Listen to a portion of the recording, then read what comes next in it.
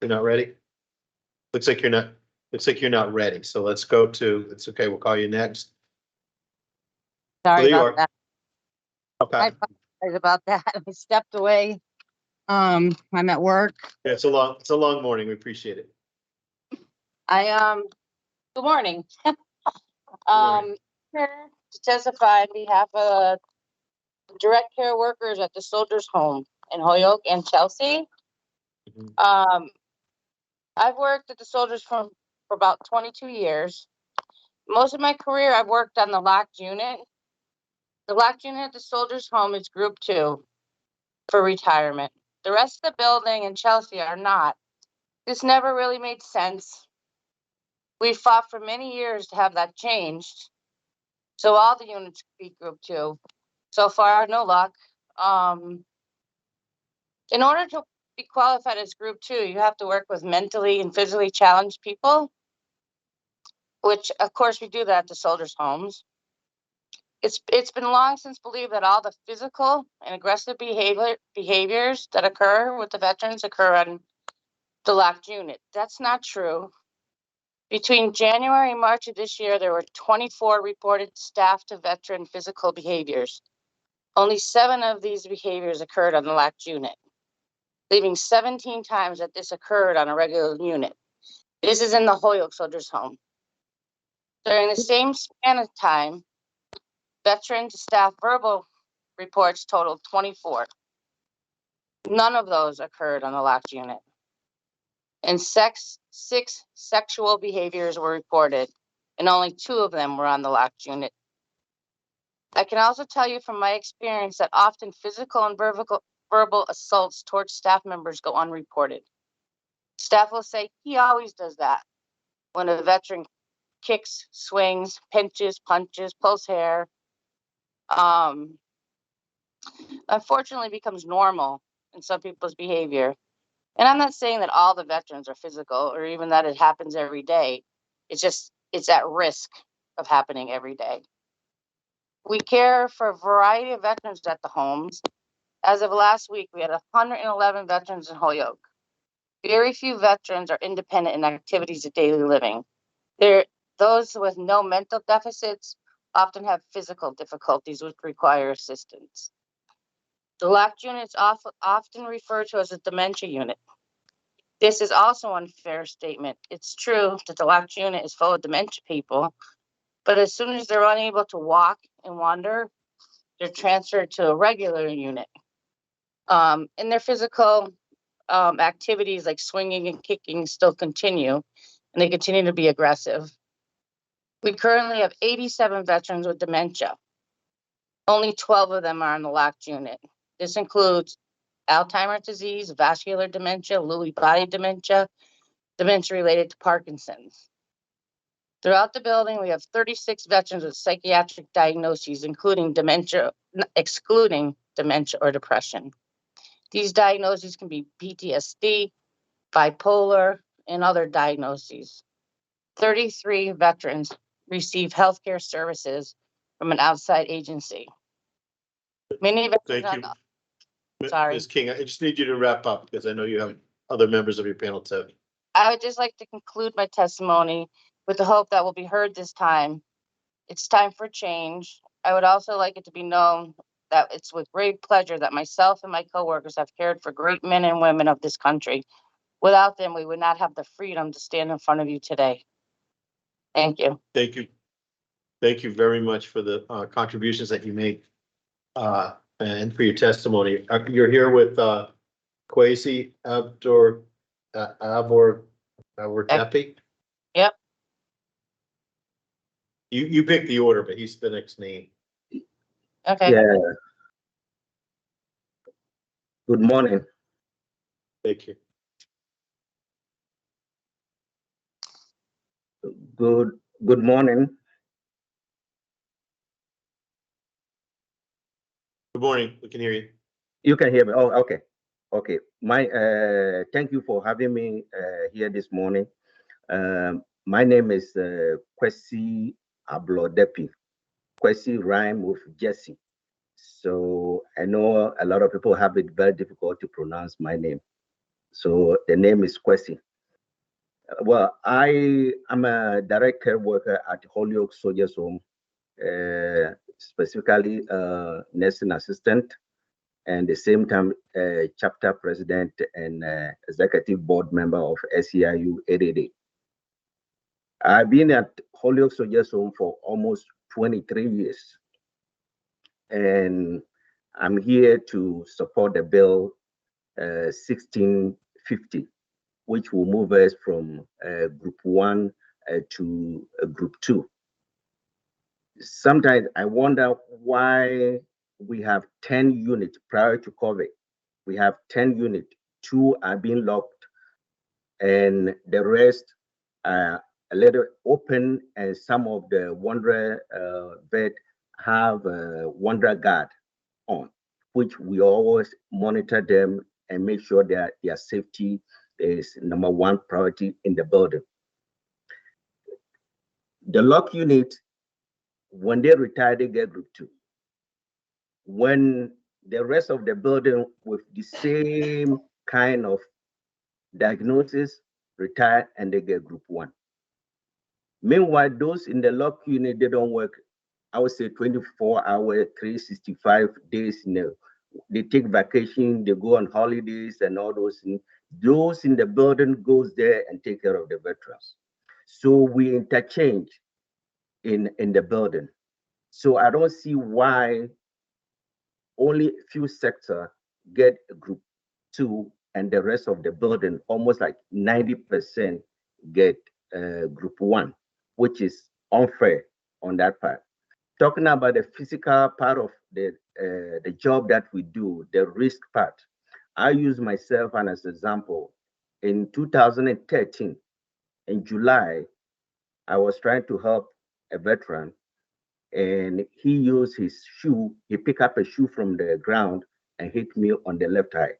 I end up in the Holyoke Hospital for examination, and those, I have a bruise on my eye and all those things. Though I know that it's not their fault, it's because of the aging and the diagnosis that they have. So when I look at the risk at which we go through in the entire building, is huge. So I'm here to ask you to support and pass the bill 1650 so that the entire building will have the group 2. The same thing applies to Chelsea Soldiers Home. Thank you. Thank you for your testimony. John Peavy, are you here virtually? Oh, you're here. Okay. Welcome.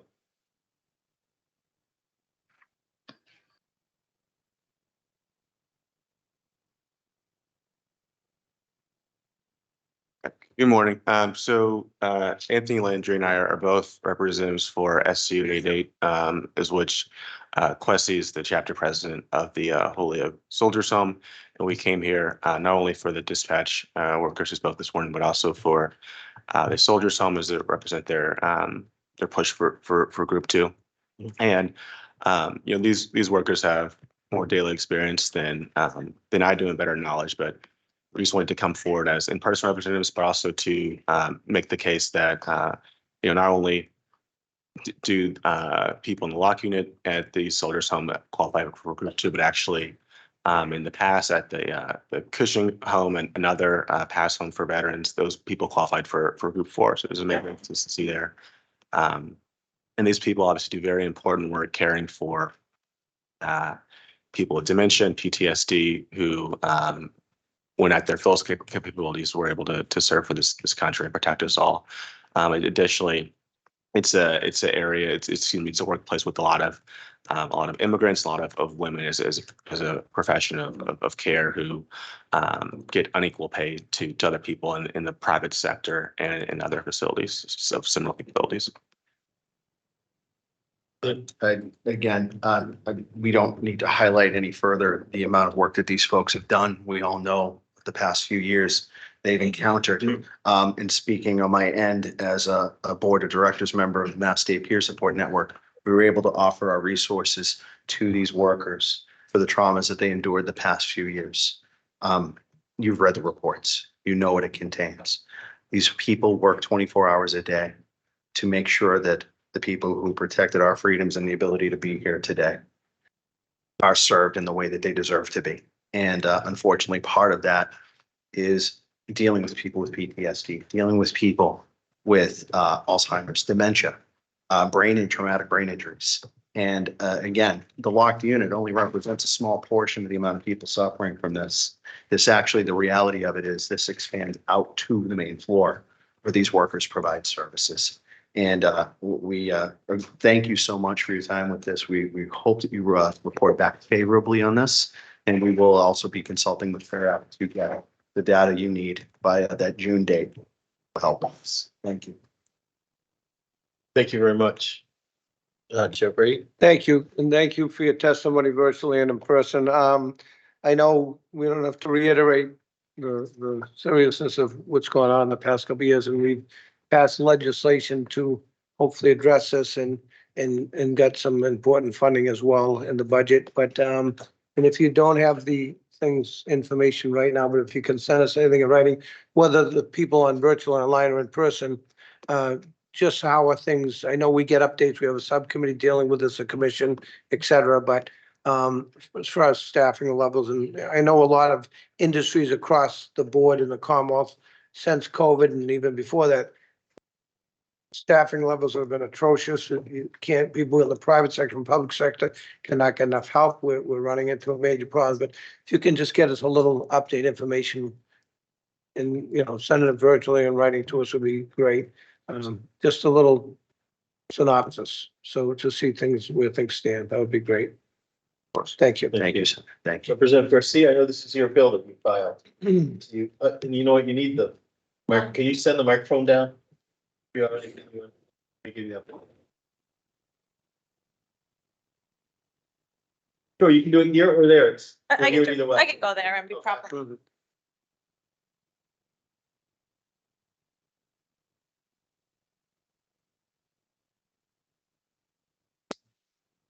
Mr. Chairman, thank you so much for the time, and also to all committee members. I will be brief, but as you know, soldiers' homes in Holyoke and in Chelsea are vital, and the service that they provide as nurses and as caregivers are instrumental for the people who have served for this country, who have done the ultimate sacrifice and now unfortunately are suffering with PTSD and other conditions. I know that this committee has the responsibility and relies heavily on the determination of, as you mentioned, the retirement board in terms of the reclassification of these caregivers. So I am here just to say that I will continue to support the caregivers, and I hope that this committee, based upon the evaluation of the retirement board, that we also vote favorably to make sure that individuals who care for the veterans are compensated, and that they also deserve a life of dignity once they retire. So I'm here to support them, and I look forward to a favorable vote for this. So thank you. Thank you for your testimony, and we look forward to receiving the Peer Act report, the fiscal impact statement from your bill. And Senator Collins, your hand is up. Thank you, Chair Gordon. And thank you to all the staff for your testimony and for what you do every day and for what you've endured. I know the both morale for pouring out your heart and soul, particularly these last few years. You deserve, more given what the work you do, God's work, and it puts you at great risk. You describe those circumstances that employees face often, and where this is an incredible obligation. Chair Brady spoke to the resources that the legislature is committed to, the redevelopment, reconstruction, and the regional approach, so we can do better. But I also don't want to understate how this impacts housing affordability, particularly for our retirees, who can often get pushed out from the communities they live because their benefits aren't as substantial as they need to be. So, we We don't want that, and I think we need to find ways to raise wages and benefits, including retirement. And you know, it's another tool that we have to fight the housing crisis. So I want to thank Rep. Garcia as well for filing this. And that's my support. Thank you. Thank you, Senator. Anybody else? Thank you for your testimony. We have one more member of our panel. Peter Wensley. Peter, Oh, okay. Yes, He's right there. you're on, okay, there you are. You're on Zoom. Peter, go ahead. We've got to take him off. You have to just come off mute. Can you guys hear me? Now we can hear you. Sorry, thank you very much. Teresa, Kwesi, and Representative Garcia, also the panel in front of you, also expressed a lot of information. So I'm just going to tell you my story. I'm a 26-year employee at the Soldiers Home. I'm a third-generation employee at the Chelsea Soldiers Home. I spent 20 years as an LPN, 3 years as a nurse's aide, and 3 years in the kitchen. I've had family members in housekeeping as well. Combined, the 5 of us have roughly 100 years there. I've spent time on the dementia unit where I was assaulted, bit, kicked, punched, spit on, you name it. Currently, I've spent the last 12 years in the independent dorm side. In the independent dorm side, we have residents that come and go. These are veterans who served. Many of them, you know, work in the public sectors. A lot of them have undiagnosed psych conditions, PTSD, bipolar disorder. On that side alone, verbally, I get assaulted on a daily basis. These veterans spent 18 months in isolation in our Chelsea Soldiers Home, unable to go anywhere unless they were going to a doctor's appointment or a pre-approved family visit. When they came back, or some who didn't get to go, were extremely salty about their situations, and very understandably so. It's been hard for a lot of other people. Myself, I spent 3 months at the beginning of COVID. I sent out the first 2 residents who tested positive for COVID. I ended up spending the next 3 months in my father's basement while my family was an hour away, because I didn't know what kind of consequences it would have for my family, because my daughter's allergic to many antibiotics. So I didn't know if she got sick, what would happen to her. So I lived in my father's basement where I could isolate and not contaminate anyone in my family, which was successful, all while going through cancer treatment, which was put off because of COVID. You know, my scans and all that stuff were delayed. It was extremely trying for my family. My daughter, who was 2 years old at the time, is still, you know, traumatized as much as I am from that. I really wish you guys would reconsider and pass this bill. I know there's a lot of staff members that have even more harrowing stories than mine. You know, our staff members are constantly under assault. And unfortunately, we have lack of management up there currently. So that compounds the problem. And then you got agency staff members that are making more money than we make and with less responsibility and no accountability.